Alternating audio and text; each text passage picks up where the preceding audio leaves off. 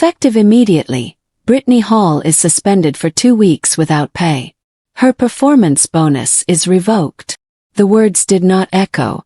They landed hard, like something heavy dropped from a height onto a concrete floor.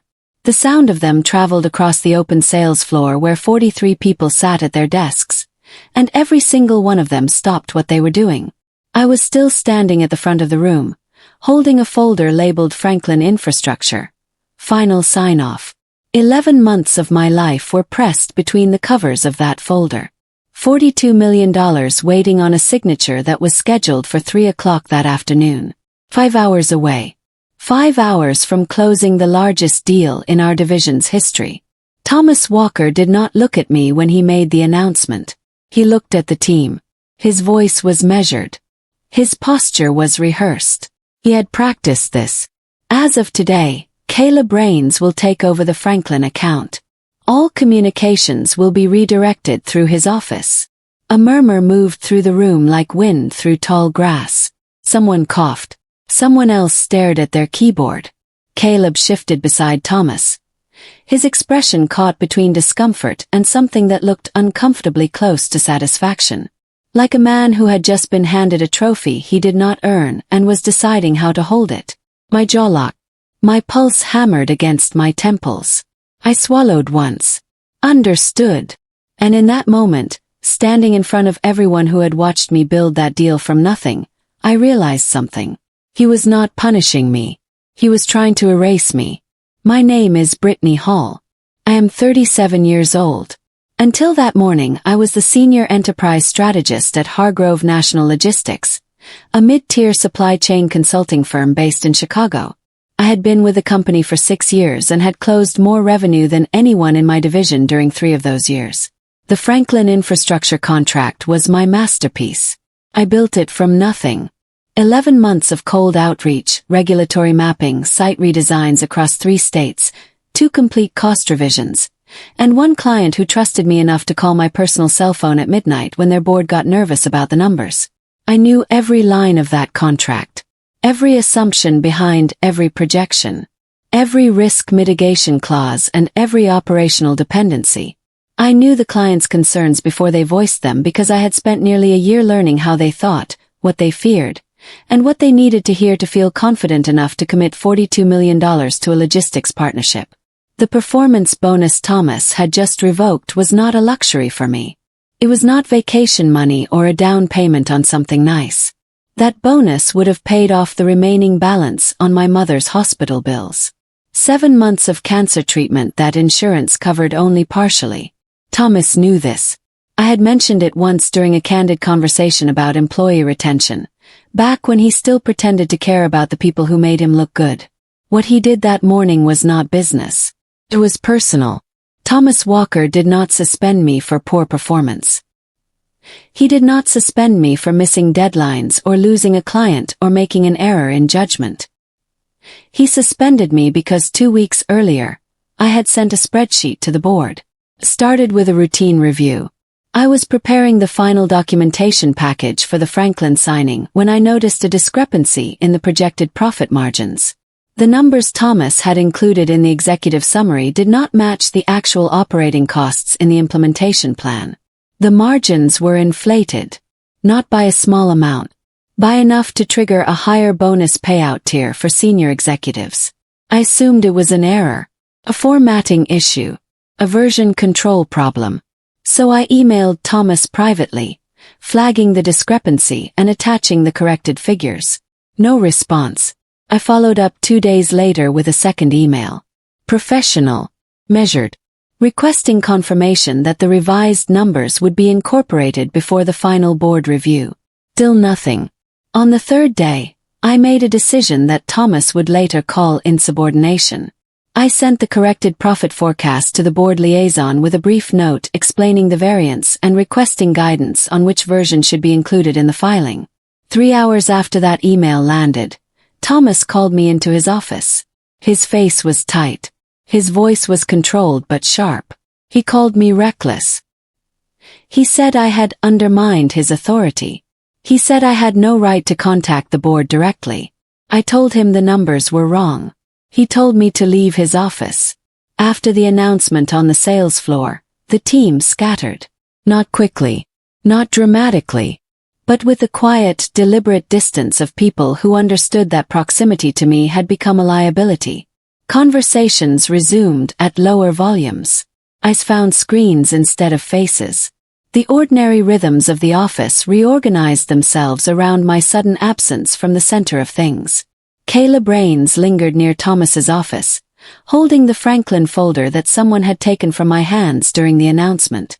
I passed him on my way to collect my things. He would not meet my eyes. "Hey," he muttered, his voice barely above a whisper. "I didn't ask for this." I slipped my laptop into my bag slowly, giving myself time to choose my words. "You didn't refuse it either." His silence confirmed what I already knew. Caleb was not a villain. He was something more common and more frustrating. He was convenient. A capable enough analyst who would accept the credit without questioning the cost, because questioning the cost would require the kind of courage he had never been asked to demonstrate. I zipped my bag and walked toward the elevator. 43 people watched me go. Not one of them said goodbye. Not one of them said this is wrong. Not one of them looked up long enough to acknowledge that the person who had built the most valuable deal in their department was being walked out 5 hours before it was supposed to close. The elevator doors closed. I let my hands shake for exactly 3 seconds. Then I stopped. By the time I reached my car in the parking garage, my phone was already buzzing. The caller ID showed a number I recognized immediately. It was the direct line for Pamela Ashford, Chief Financial Officer of Franklin Infrastructure. I did not answer. Not because I was afraid of the conversation, but because every word I spoke from this point forward needed to be precise. Emotional reactions could be reframed. Casual comments could be taken out of context. I had just been publicly suspended by my CEO. Anything I said to the client would be scrutinized. The call went to voicemail. 30 seconds later, an email arrived. "Brittany, we were informed you've been reassigned from the account. Can you clarify what's happening?" I sat in my car for 4 minutes, composing a response in my head before touching the keyboard. Then I typed carefully. "Leadership has adjusted internal roles as part of a standard review process. All documentation related to the Franklin account remains accurate and accessible through your assigned contacts. Please let me know if you require clarification on any projections or deliverables." No emotion. No accusation. No hint of the anger that was still burning a hole through my chest. Just professional language that answered the question without creating ammunition for anyone. I read it 3 times before pressing send. Then I sat in the silence of the parking garage and let myself feel the weight of what had just happened. 11 months. $42 million. A bonus that would have changed my mother's life. All of it taken in 60 seconds by a man who could not tolerate being corrected. The human resources confirmation arrived by email at 2:15 that afternoon, while I sat on my living room couch still wearing the suit I had put on that morning, thinking today would be the best day of my career. The language was formal and specific. Suspension effective immediately. Duration of 14 business days. No compensation during the suspension period. Annual performance bonus revoked per executive discretion under the company's conduct review policy. The email cited the relevant section of the employee handbook, a provision I had never seen applied to anyone in 6 years at the company. I read the bonus clause 3 times. The revocation was not tied to the suspension itself. It was a separate action, discretionary, requiring only the CEO's approval, which meant Thomas had specifically chosen to eliminate my bonus in addition to suspending me. 2 separate punishments for the same alleged offense. The timing was surgical. The Franklin contract was scheduled to close that afternoon. If it signed, the deal revenue would trigger department-wide bonus calculations. By revoking my bonus before the signing, Thomas ensured that I would receive nothing from a deal I had built entirely on my own. That was not discipline. That was strategy.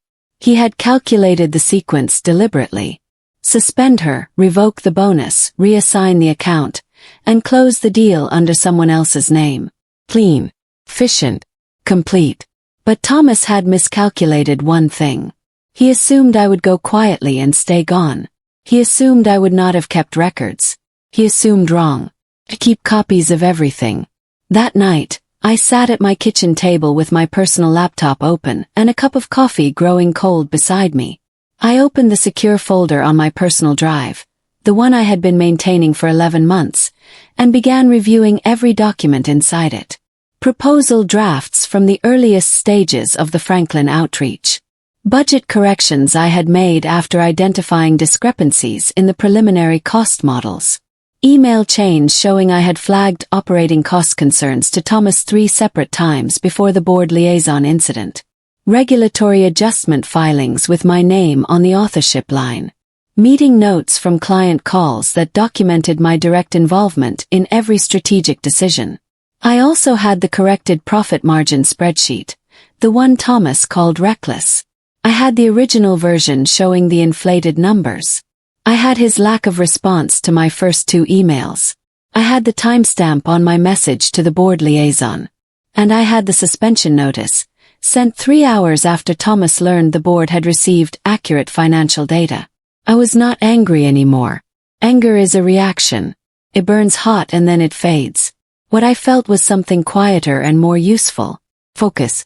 The kind of clarity that comes when you realize the situation is no longer about fairness or feelings. It is about evidence. I organized everything by date. Every email, every document, every warning, every dismissal. The complete timeline of a deal built by one person and stolen by another. Documentation is quiet power. And I had 11 months of it. On the second day of my suspension, I received a text from a colleague I trusted. Her name was Vanessa Okafor. She worked in project coordination and had been on the Franklin implementation team since month 3.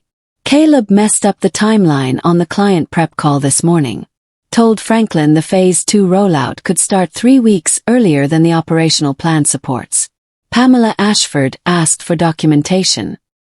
He couldn't produce it. I read the message twice. I did not respond.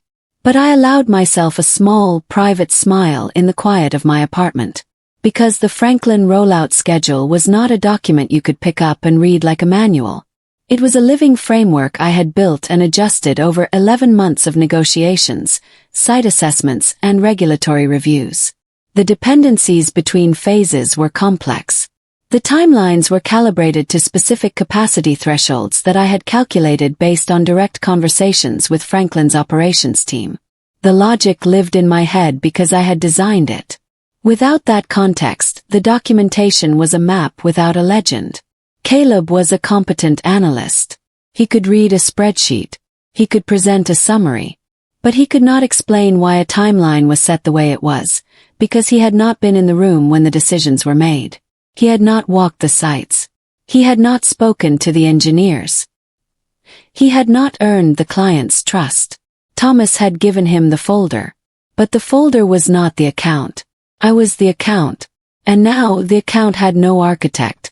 On the 3rd morning of my suspension, an email arrived from someone I had not expected to hear from.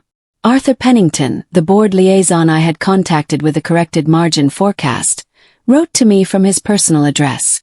Brittany, the board has initiated a formal financial review of the Franklin account projections. Was the adjusted margin forecast your independent recommendation, or was it based on previously approved figures? I understood the weight of that question. He was asking whether I had invented numbers to create a problem, or whether I had identified a real discrepancy that someone else had tried to bury. I responded within the hour. I attached the supporting spreadsheets, the original inflated version alongside my corrected calculations. I included the email timestamps showing my 2 attempts to resolve the issue privately with Thomas before escalating.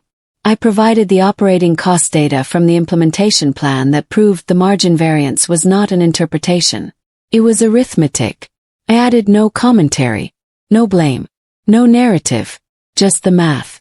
Arthur acknowledged receipt with a 2-word reply. Thank you.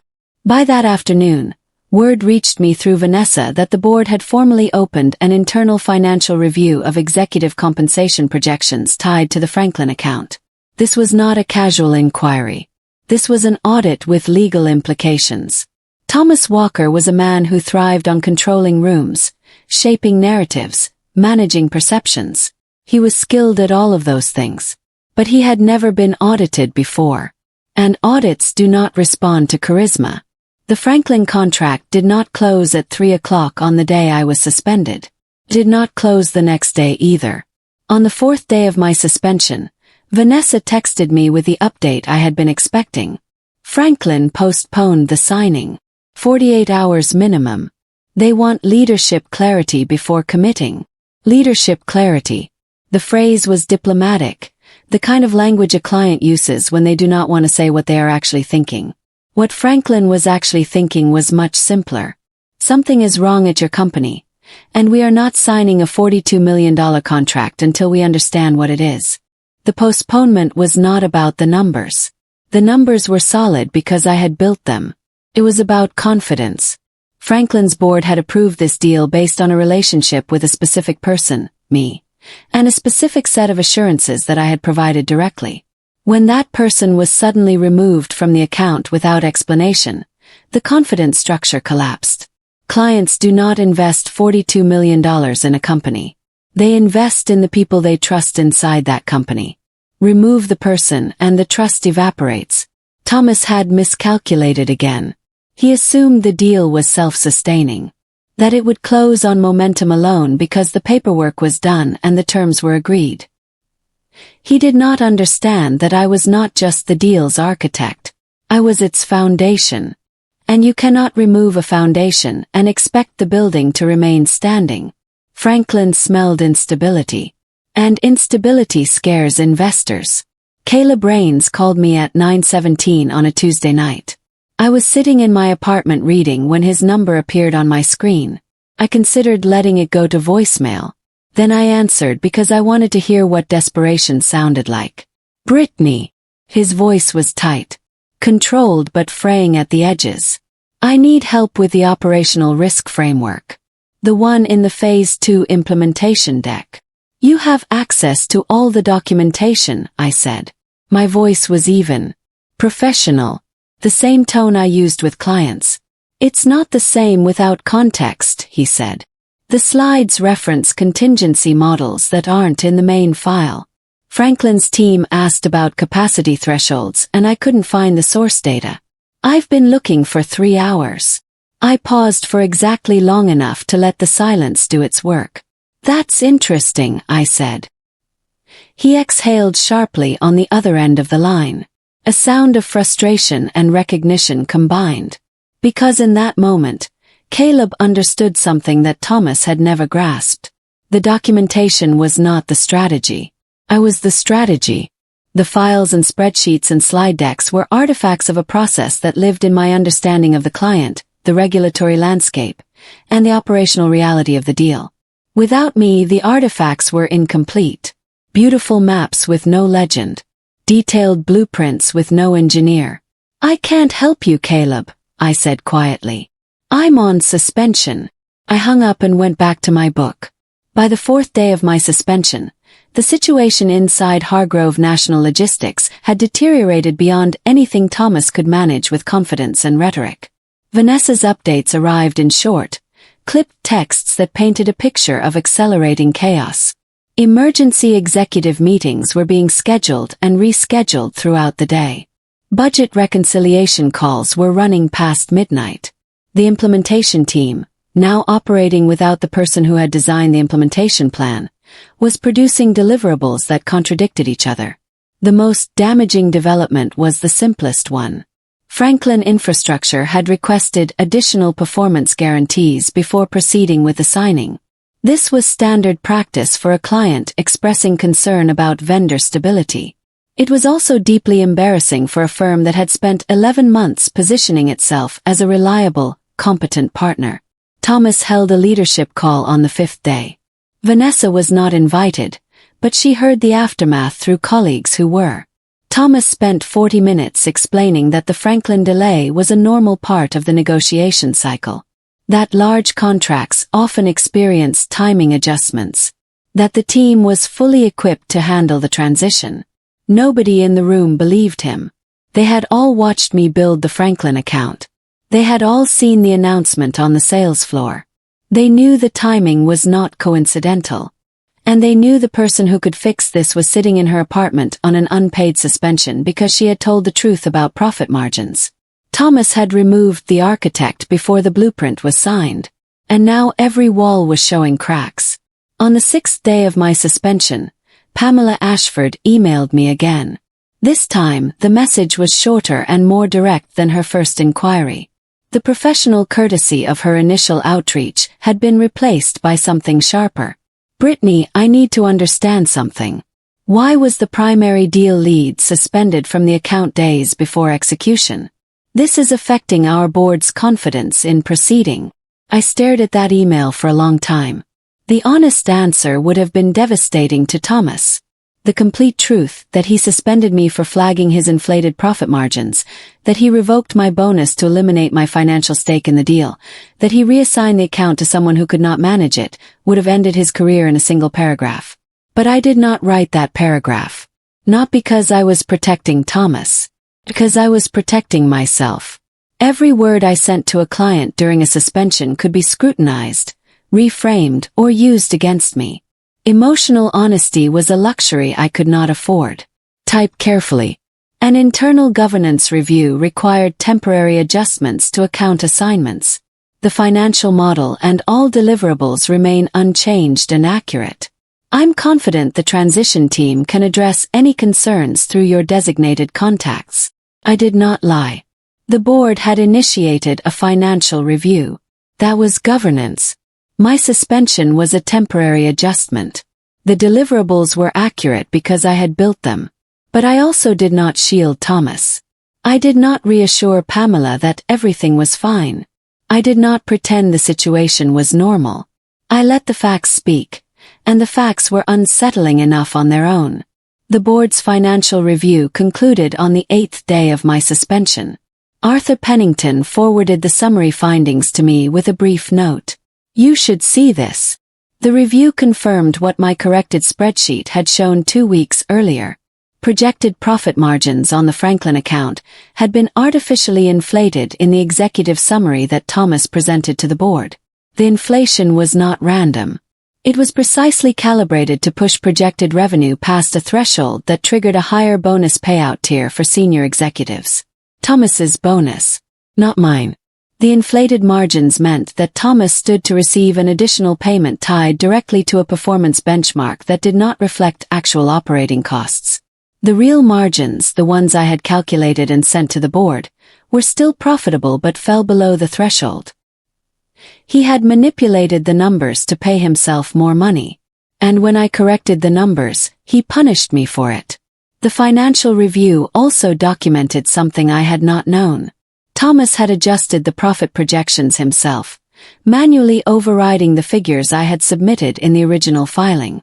The audit trail showed his credentials on the modification.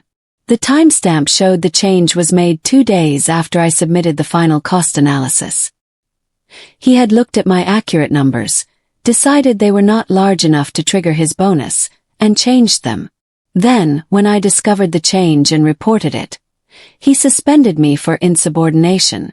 The math was now on the record. And math does not take sides. Thomas called an all-hands meeting on the 9th day. I was not there, of course. I was still suspended, still sitting in my apartment, still waiting. But Vanessa described it in enough detail that I could see the room clearly in my mind. Thomas stood at the front of the sales floor, the same spot where he had announced my suspension 9 days earlier. His posture was the same. His suit was pressed. His voice carried the same practiced authority. But something was different this time. He spoke about miscommunication, about temporary setbacks inherent in complex deals, about the importance of unity and focus during challenging periods. He used the phrase moving forward 7 times in 12 minutes. But this time he was not alone at the front of the room. 2 board members sat in chairs along the back wall. They had not been announced. They had not been introduced. They were simply present, watching, listening, taking notes on tablets they held in their laps. Thomas noticed them. Vanessa said she could see him glancing toward the back of the room every few minutes. His rhythm slightly off. His pauses a fraction longer than usual. The confidence was still there, but it was performing harder than before. Like a machine running at capacity, producing the same output but burning hotter. He kept looking toward the door. Vanessa said it seemed like he expected someone to walk in. Someone specific. I did not walk in. But my absence was louder than any entrance could have been. On the 10th day, Human Resources sent me an email that was noticeably different in tone from the suspension notice I had received. The subject line read, "Suspension status, under reconsideration." The body of the email was brief. "Following an internal review, your suspension is currently under reconsideration by the Executive Governance Committee. You will be notified of any status changes. Please remain available for potential communication from leadership." I read it twice. Then I drafted my response with the same precision I had applied to every message since the day I was walked out. "Thank you for the update. I will comply with all formal procedures and remain available as directed." No emotion. No relief. No gratitude. Gratitude would have implied that the suspension was legitimate, and its reconsideration was a favor. It was neither. The suspension was retaliation, and its reconsideration was the beginning of the company acknowledging that fact. I did not call Vanessa. I did not text anyone at the office. I sat with the email open on my screen and let myself feel the shift that was happening beneath the surface of things. The machinery of corporate governance, slow and deliberate and indifferent to personality, was grinding toward a conclusion that Thomas could not control. He could manage rooms. He could shape narratives. He could perform authority with enough conviction to silence a sales floor. But he could not manage an audit.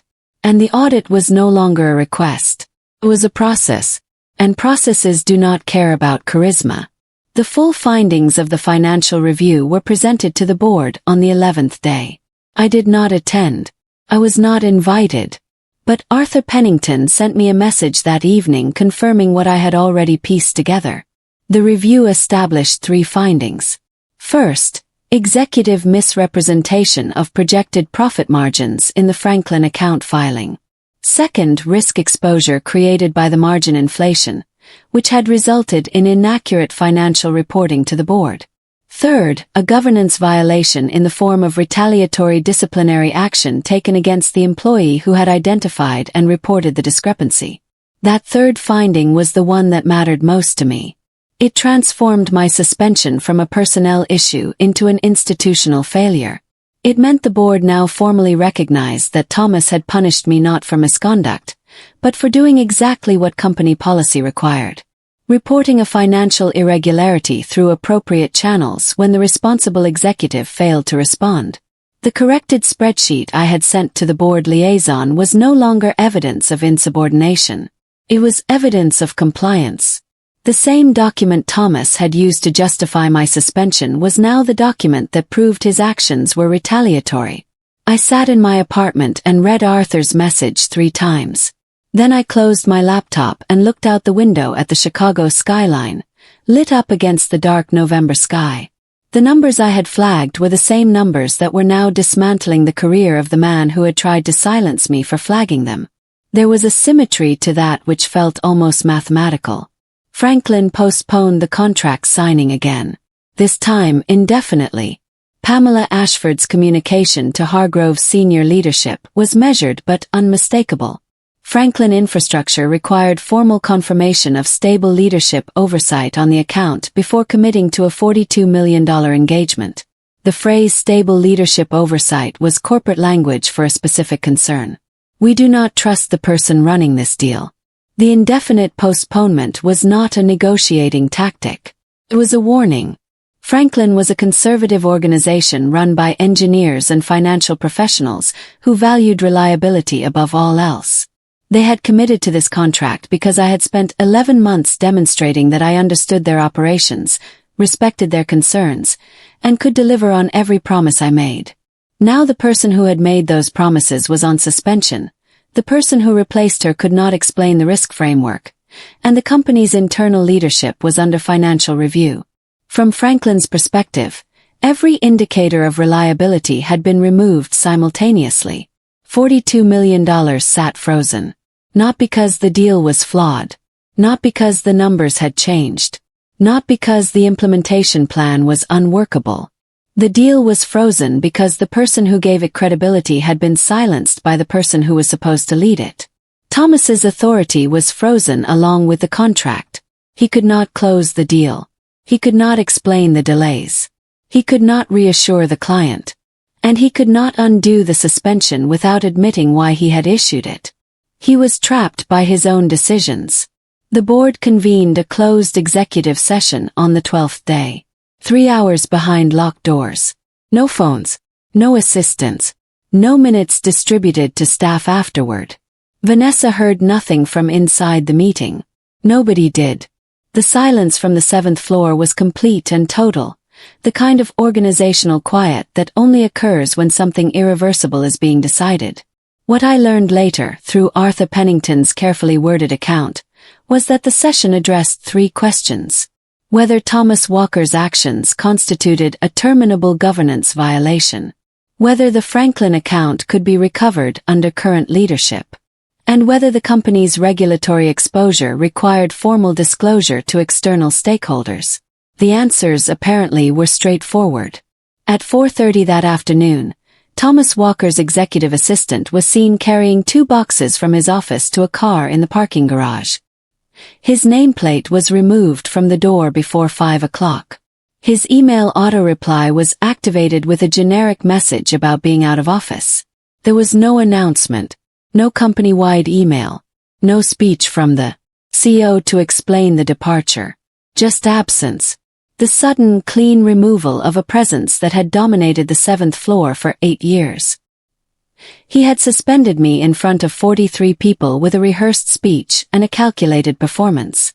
The board removed him with 2 cardboard boxes and a locked door. I learned about it at 6:15 that evening when Vanessa sent a single text. "He's gone." I read it once, set my phone down and made dinner. The official memo arrived the next morning at 8:42. It was sent from the board chair's office to all Hargrove National Logistics staff. Thomas Walker has been relieved of his duties as Chief Executive Officer effective immediately. The Board of Directors thanks Mr. Walker for his years of service and wishes him well in future endeavors. An interim leadership structure will be communicated in the coming days. The language was identical to every corporate departure announcement I had ever read. Polish. Me. Final.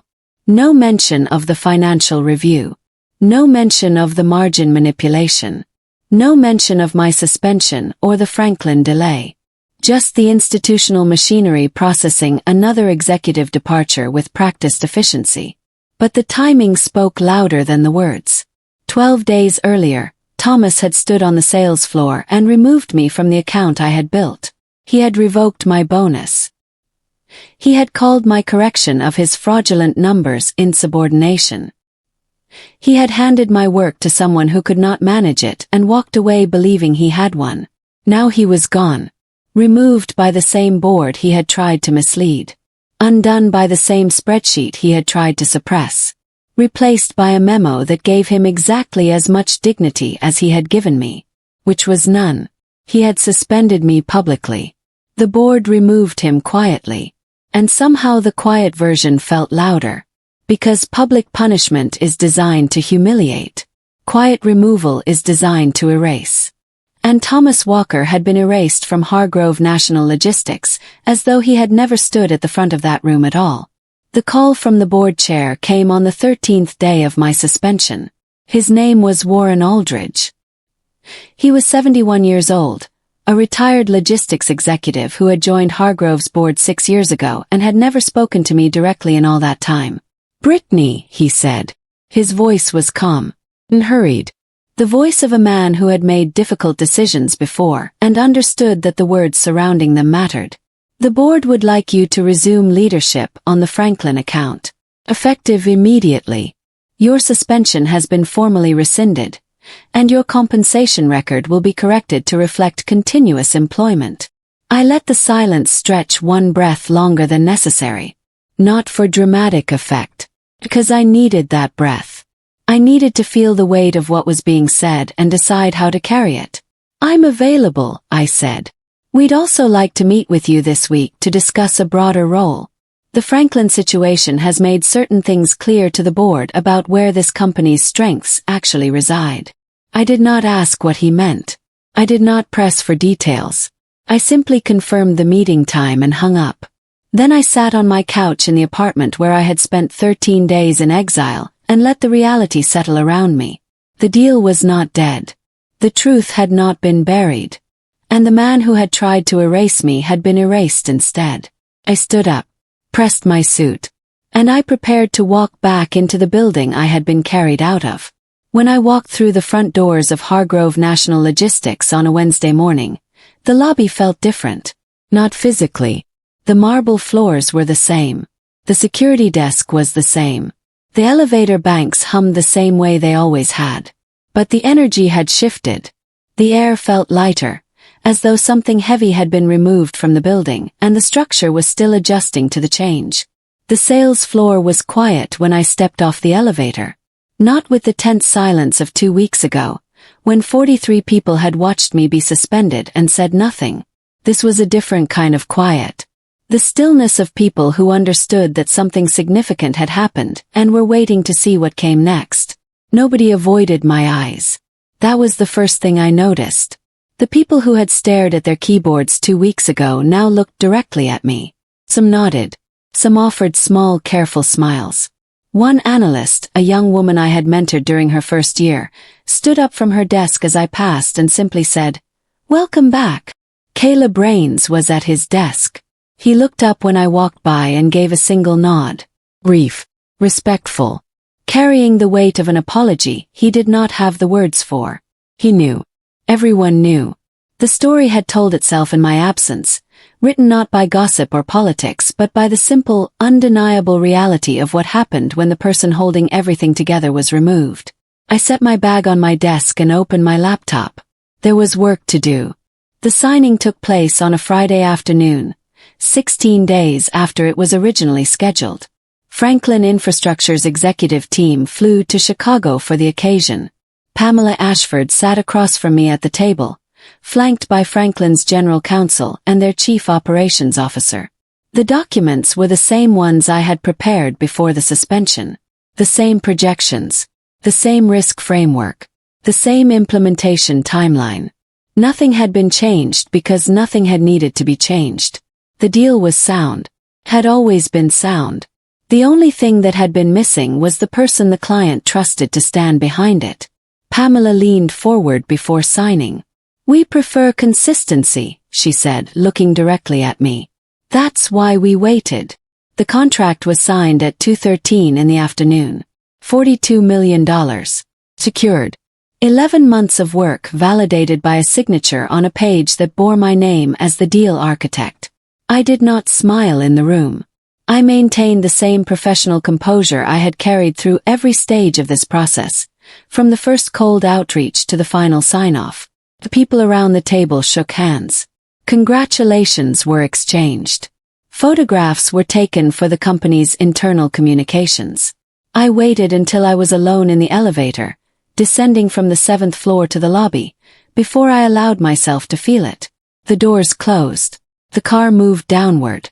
And in the privacy of that small, quiet space I smiled. Not because I had won. Because the work had survived.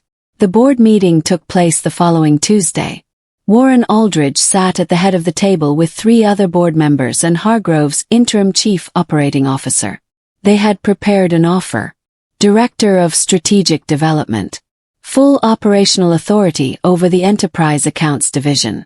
Compensation package that exceeded my revoked bonus by more than double.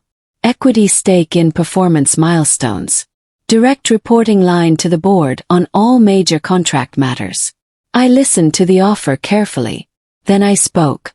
"Before I accept, I need to clarify 3 things." The room went still. "First, I want formal attribution on every deal I architect. My name on the documentation.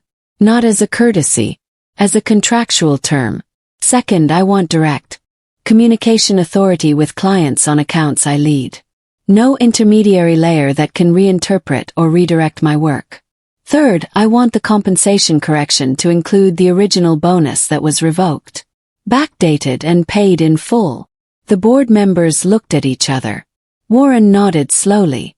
"Those are reasonable terms," he said. I signed the agreement that afternoon. My name on the signature line. My terms on the page. My authority formalized in a document that could not be overridden by a single executive's ego. When I returned to my desk, Vanessa was waiting with 2 cups of coffee. She handed me one without speaking. The gesture said everything words would have made smaller. I had walked out of this building carrying nothing but a bag and a folder. I walked back in carrying the same thing I had always carried. The work. And now, finally, the work carried my name. 6 months later, I wrote a check that paid off the remaining balance on my mother's hospital bills. 18 months of treatment. 7 months of debt. Eliminated in a single transaction funded by the bonus and compensation that should have been mine all along. The Franklin infrastructure project was fully operational and exceeding every projection I had modeled. The client relationship was stronger than ever. Pamela Ashford called me monthly, not because she needed to, but because the trust we had built over those 11 months had become something durable, something real. I led a team of 14 analysts and strategists. Hired carefully. I promoted transparently. I built a division where accuracy was valued over optics and where the person who did the work received the credit for doing it. These were not revolutionary principles. They were obvious ones. But obvious principles are often the first casualties of ego-driven leadership. Thomas Walker did not call. He did not email. He did not reach out through mutual contacts or send indirect messages through former colleagues. He disappeared from the industry the way people do when their reputation collapses quietly and completely. No dramatic fall. No public reckoning. Just the slow, irreversible fade of a man who overestimated his importance and underestimated everyone around him. I kept one thing from the entire experience. A printed copy of the suspension notice, framed and hung on the wall behind my office door where only I could see it. Not as a trophy. Not as a grudge. As a reminder. When someone tries to erase you, let them. Because if your value is real, the absence will expose everything. I was not suspended. I was revealed.